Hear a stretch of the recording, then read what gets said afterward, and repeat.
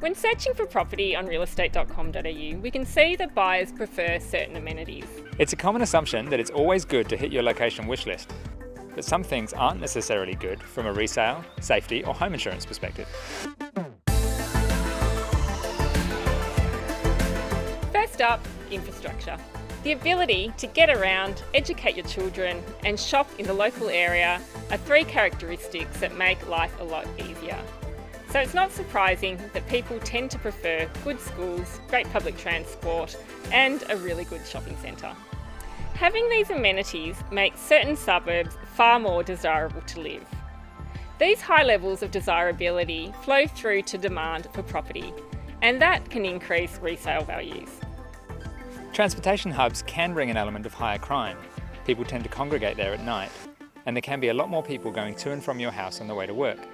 Living near a main road or railway station isn't always a bad thing though, as sometimes more secluded areas can bring higher risks of crime. Before purchasing a property, it's a great idea to visit at several different times of day and days of the week to get a really good sense of the neighbourhood. Do your research on local crime stats. The Australian Bureau of Statistics or your local council may have some up-to-date information for the area. Next, bushland. Over time, we've found many bushland suburbs close to capital cities have done very well in terms of price growth. A big factor driving this is that many bushland locations offer big homes on big blocks. A leafy backdrop can be very desirable, but it can bring a higher bushfire risk, as we've seen this past fire season. To reduce the risk of bushfire, look at the size of the bushland. A small patch of trees is much less of a concern than a large area of bushland. Buying immediately post-bushfire can impact pricing significantly. Over time, prices do seem to recover. Check the fire history in the area. See if your local council has information on previous bushfires. Once you're in your new property, make sure you clear a space around your house by cutting back trees, clean the gutters regularly and make sure you always have a bushfire plan. Ensuring a property is as bushfire-proof as possible will help with resale. And finally, buying near the water.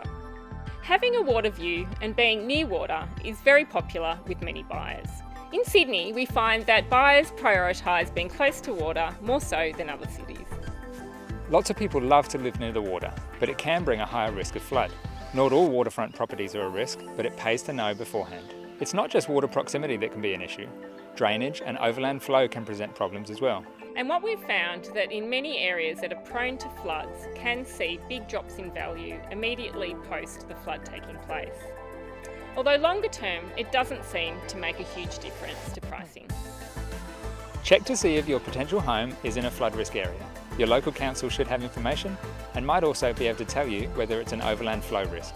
When looking to buy, my advice is to stick to areas that offer great amenity.